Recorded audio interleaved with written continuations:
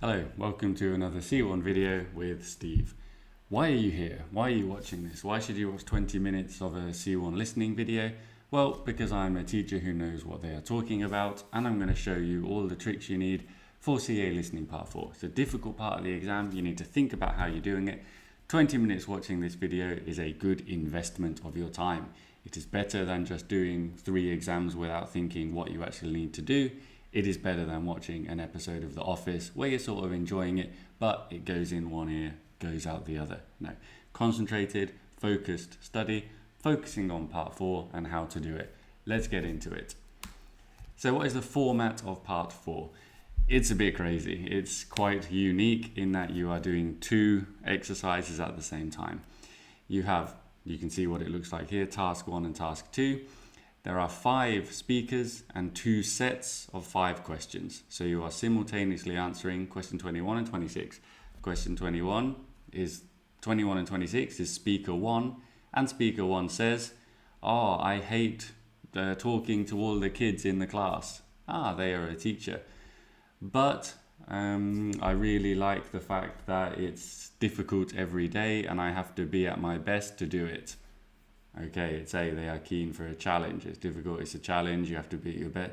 You get the idea. So 1 person, 2 answers for each one. Today we're going to think about how to do this.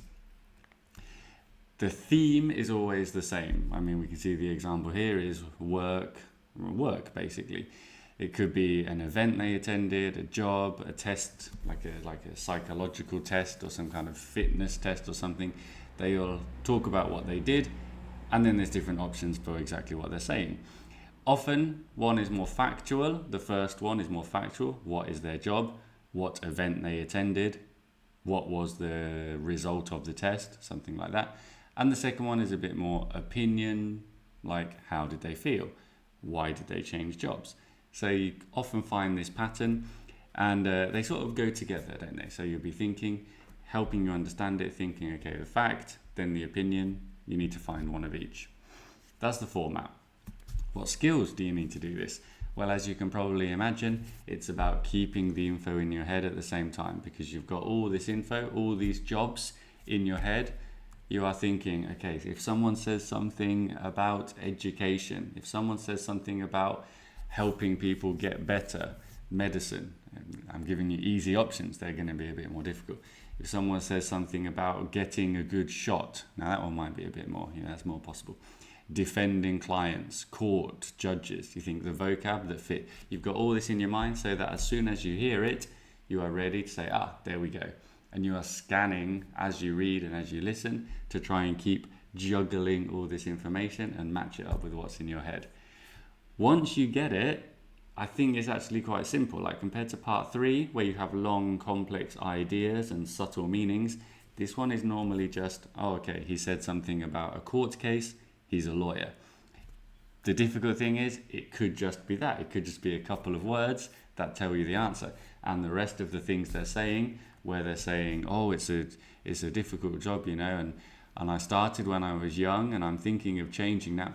It's just generic rubbish that doesn't fit the answer. So you need to not pay so much attention to all of that.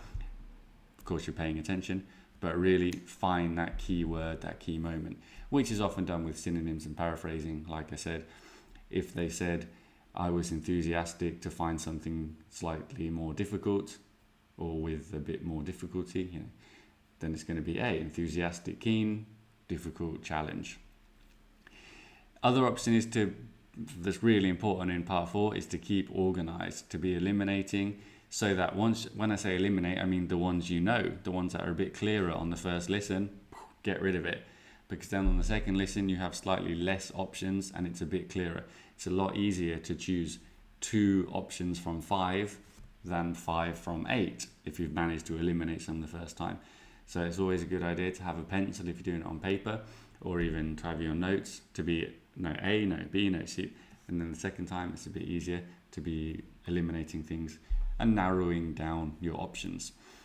Right, let's get into some examples. We're going to be thinking about the typical kind of questions you will find, the skills you need for part 4. As always, we'll start by really analysing it carefully, looking at a transcript and saying, okay, this is what they said. How do we find the answer from this? Because this is how they make the exam, so you need to be good at it. Our first example is, where does the speaker work? So it's another work-based one, as is very common in C1.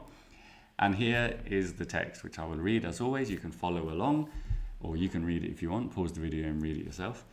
The research lab I work in is part of the medical school at the uni. It's on the edge of the campus next to the main library.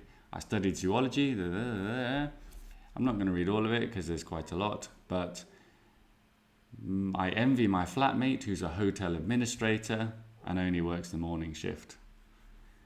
Right, point I'm making here. How many workplaces are mentioned in this 30-40 second extract intervention? The lab, first up, laboratory, lab. The school, the university, the library, the hotel. There's a lot of options that you hear and you think, okay, where does he work? Wow, he said a lot of places where you can work. The answer, of course, right at the start. It is the lab, the research lab I work in. Very simple for a C1 exam. The trick is to be ready right from the first second. This was the first question, so you don't want to be still reading the options, still doodling, still looking around, seeing how everyone else is doing. It's the first 2 seconds. The research lab, maybe even the first 1 second. You got to be ready straight away, listening to get that right answer. So that's your key idea there. There will be lots of distractions. It's about picking out the one that actually makes sense. Of course, that was a bit easy because it was only one question. In the real exam, you've got 2 questions. So let's do the same thing times 2. Where does this one work and what do they like about it? I'll read it, you can follow along. This is a great place to work because it's right beside the railway station where I arrive in the mornings. I can get up at 8:15 and still be at my desk by 9, which is brilliant. I've always wanted to spend my life as a creative person, writing a novel or something, and I haven't given up hope of that, so I don't think I want to stay here forever.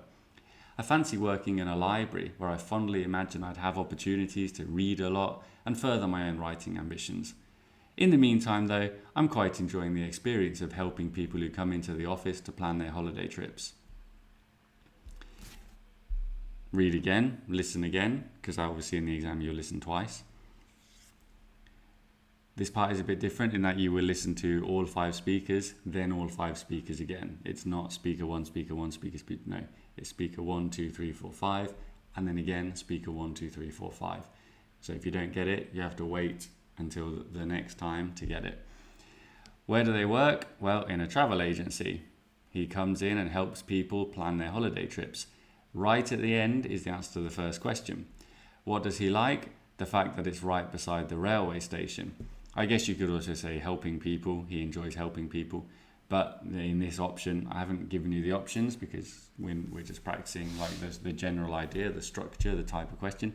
But it's right beside the railway. It's a convenient location.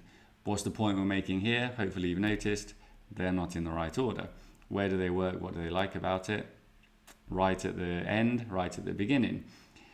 Very possible that you were not thinking, what do they like about it when we first listened, because you were concentrating on where does the speaker work, and you were thinking, oh, railway station, oh, writing, oh, library. None of them quite fit. He didn't seem to say he actually works there. And then it wasn't until right at the end where he said, I do this, I help people. That's the answer. And then you've completely forgotten the second question. You better get it when you listen on the second time, or you better be listening out for both things at all moments. Where do they work? What do they like? Listening for an opinion, listening for a fact, trying to understand as much as possible, eliminate the options. Right, let's focus on opinions now. Let's move on slightly to something different. It's opinions. So it's the same exam. Where do they work? What do they like about it? What is the opinion here? Because picking out info and picking out opinions, I guess an opinion is a type of information, but it's a slightly different skill. So let's go into it again. Quite a boring job at the moment. I used to be a hospital porter, and then every day was different, which you certainly couldn't say about the work here. I meet a variety of people, but all I do is sell them train tickets. They are often hot and bothered and burdened with luggage and can be quite short-tempered if they are affected by the delays or cancellations. I've decided to stick to it though because there are some good managerial posts here and I'll be eligible to apply for one of those soon. That'd be more satisfying work. If I don't get one, then I'll think about moving on somewhere, perhaps to a travel agency or something like that. Okay, again, lots of different ideas thrown about there. Nobody really speaks like this. It's a very confusing way of speaking, but that's the exam. You need to pick out the correct opinion and information. So he works at a railway station because he is selling train tickets. This is what you do at a railway station, or at least you did 20 years ago when this exam was probably first written. Now, obviously, a machine does that. What a world we live in. And the main point of this exercise is opinions, because there's loads of opinions in this, isn't there? He says it's boring and every day is the same. In his old job, every day was different, but here every day is the same. All he does is sell things. He doesn't like selling. The customers are in a bad mood, hot, bothered, carrying lots of luggage, short-tempered, quick to get angry. So lots of things he doesn't like about the job. These are all opinions. Of course, the question is, what does he like about it? So he does like the opportunities for promotion. Good managerial posts here, and I'll be eligible to apply. So the fact that he says they are good managerial options, this is his opinion. He's saying they're good. So we know it's opinion, and that's really the only positive thing he says. I meet a lot of people, but he's not being very positive about this. He's going to go somewhere else. There's not a positive opinion about his current job. So the only positive opinion is the opportunities for promotion, good managerial posts available. So that's how we pick out correct opinions. Okay, let's do one more example, thinking about other types of distractions that are common in part 4. Same question, where do they work? What do they like about it? As a kid, I planned to become a train driver, an airline pilot, or a brain surgeon, and I certainly never expected I'd end up in this job. I never cared much for reading when I was younger. I work in the main city branch. It's next to a hotel with a coffee shop that some colleagues and I often pop into at lunchtime. Whenever we have a break, we're usually planning what to do with our annual leave. That's more generous than in any other job I've done, especially now that I've been promoted. Also, the pay is quite good, so I've been able to do a lot of travelling since I've been working here. Okay, so when I talk about distractions, what did he want to do? What did he want to do as his job? Well, a train driver, an airline pilot, a brain surgeon, but he isn't. This is what he wanted, what he planned as a kid. Typical type of distraction where they say, I wanted to do this, I thought I would do this, I planned, I expected, and that's the most common distraction in the C1 exam. But what he actually does, something with reading, with a branch in the city, he works at a library. And what does he like, if you're doing this as well? Annual leave, generous annual leave, lots of holiday, what we call holiday entitlement. So that's another type of distraction where they say what they wanted, what they planned, what they thought, but it's not the answer. The actual answer you're listening to later. Okay, those are the most common types of questions, tricks, I think, in part 4. Let's do an example together. Let's go through one, give it 100% of your attention, see how you're doing, and then I'll give you some more tips to keep practicing. Here is our exam task then.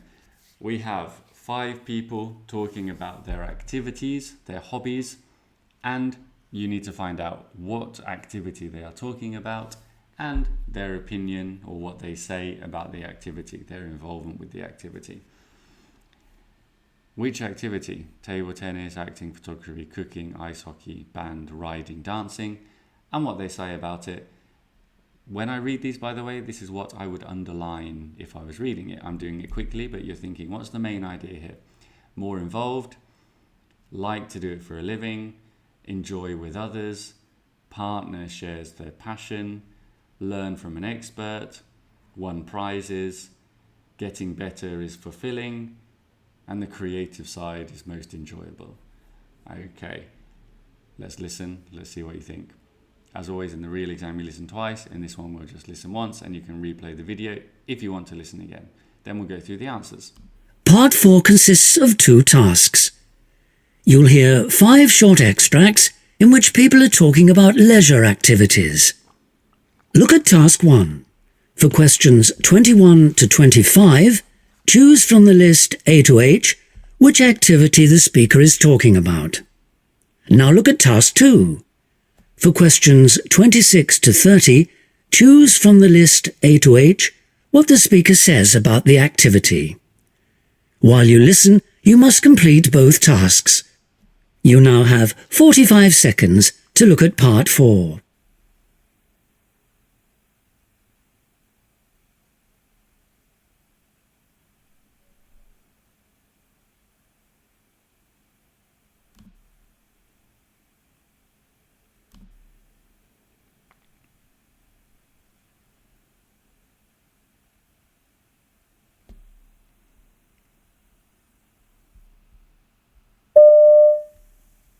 Speaker 1. I've been doing it for years. I'm an actor by profession, and of course I have long periods when I'm not on stage and don't have anything much else to do, so that's when I really do a lot of it.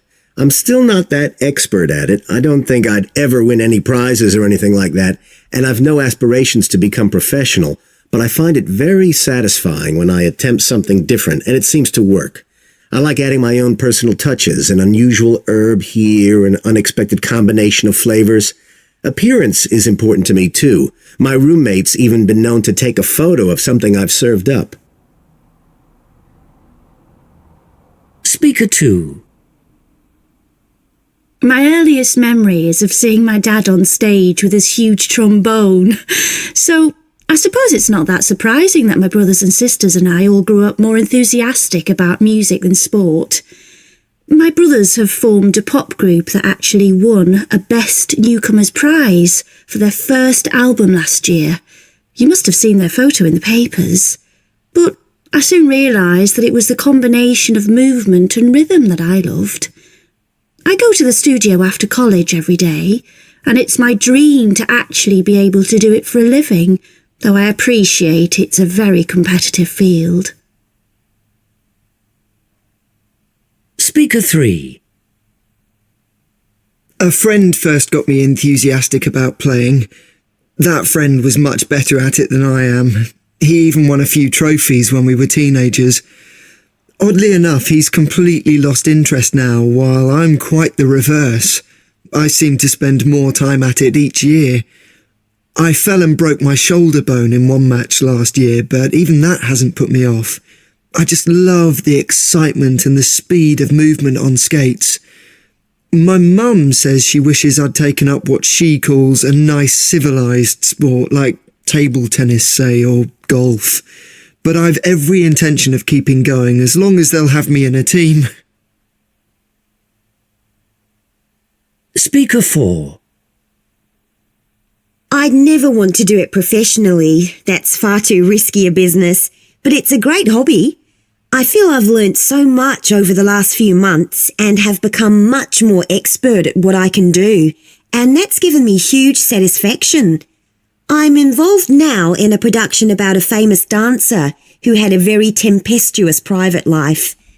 I'm playing one of the leads, and getting to grips with that has been quite a challenge. All the other people in the show are enthusiastic and determined to make it a success. That can make tempers run high at times, of course. Anyway, it's a brilliant contrast to my day job in a busy restaurant. Speaker 5. Sometimes I feel I spend more time at this than at work. I certainly feel more enthusiastic about it. You might imagine it's the sense of achievement when you're doing well that's so attractive, but that's not really it as far as I'm concerned. It's more a matter of the team thing, the feeling of all being in it together, both when you succeed and when you don't. That's made us all very close. We've performed at a number of local clubs and colleges and are beginning to make quite a name for ourselves. Our latest song's on the internet, and it's already had an amazing number of views. It's all very exciting.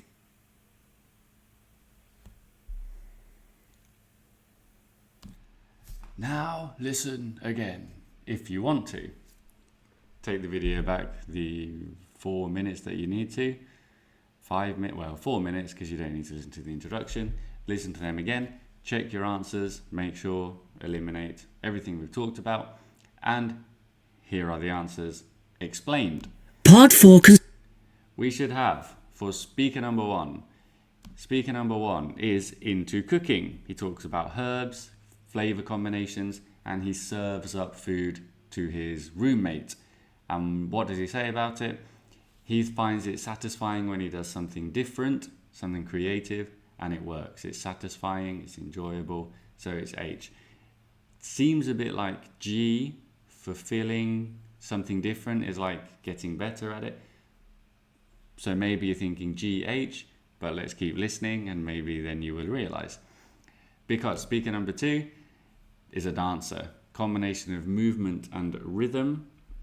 That's dancing. Lots of talk about being in a band, the family, the father, the so on, but no.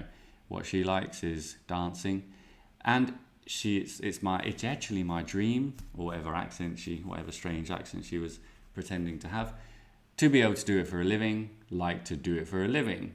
She wants to have this as a job. Obviously, the other distraction was they all talked about their jobs, which is not the task. The task is their hobbies.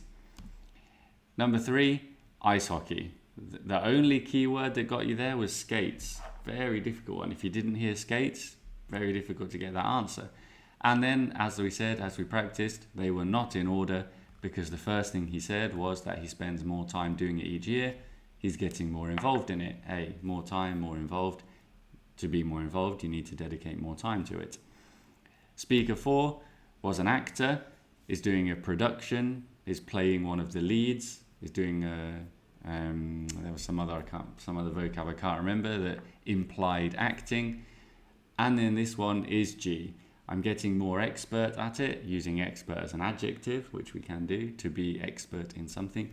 And that's given me satisfaction, fulfilling. So it fits G better than number 1 fits G. So as always in C1, it's not about the correct answer, it's about the best answer, which is the correct answer. But it could be either, but this is the best way of doing it. So that's how you get the marks. And speaker 5, lots of weird expressions where he wasn't saying what he was doing, but then he finally said, our latest song is on the internet. So he's in a band. A band is the thing that makes songs. And the last one, it's about the team, the feeling of being in it all together, doing it with others, C. So 10 marks. This is 1/3 of your listening exam. Part 4 is really important. There's 30 marks in total on the listening exam. You need 18 out of 30 to pass. That is 60%. And this is 10 marks. That is to say, if you get 10 out of 10 on this, you have already more than halfway past your listening exam. So this is a very important one to practice, to use these skills we've been talking about to practice part 4. In summary then, I hope you did well out of 10, keep a record of your score. And in summary, keep practicing. How? Well, first, more exam activities of part 4. Do the dozens of exam activities that you can find online. Thinking about how we've done it today. Thinking about what am I listening for? I'm keeping everything in my mind. I'm finding the key word. I'm eliminating options. And I'm trying to fit everything together to get the most marks I can. However, there's only a limited number of exams. We're talking about listening, developing your listening in general. You need to be doing it in other ways. Today's recommendation is something called music. This is a human invention where people play instruments and make sounds that we find harmonious and enjoyable to our ears. You can also use your throat to make words like I'm doing now, but in a more melodious fashion. What I do is I have my Music Bee program, which we can probably even look at. I've got ABBA on because that's what the baby absolutely loves to fall asleep to, so I'm listening to ABBA. And as you can see, when I play it, I have the lyrics here. So I can look at the lyrics and follow it along, and it's a nice bit of listening practice. The other one that most students know about should be lyrics training. I have a student in a private class who I started with her family, her and her sister and her cousin, when she was 10 years old. She's now 16. When we started, we were just doing hello, how are you? Now she's just passed her C1 exam. And the main reason she did this is lyrics training. She has learned so much from listening to music in English. And at 16, she's passed the C1 exam. And hopefully because of my classes, but also probably more importantly because of lyrics training, because of listening to music. So this can really help. It's a website where you have to write the lyrics. Especially good for Cambridge because you are actually writing at the same time as you're listening. So it's a bit similar to an exam in that you're keeping everything in your mind. You're thinking about the next line that you're listening while you're writing the previous line. It's a great website, great skill to have. And then in general, since this is the last part of the listening, let's think about everything we've talked about to recap practicing. You need to be listening every day to something, even if it's only 15 minutes of one song on lyrics training, one YouTube video, one podcast while you walk the dog and so on. Sometimes taking notes to really be actively listening for expressions, listening for meaning, listening to podcasts, watching series, watching YouTube channels, bit of listening every day. notebook for vocabulary, hearing, writing, transcript, keeping in mind the C1 skills we've talked about of identifying information, opinions, all these kind of things. Right, that's the end of the listening exam. I hope it's been helpful. Please feel free to watch the rest of the videos on my channel for all the guidance you need on the C1 exam. Bye.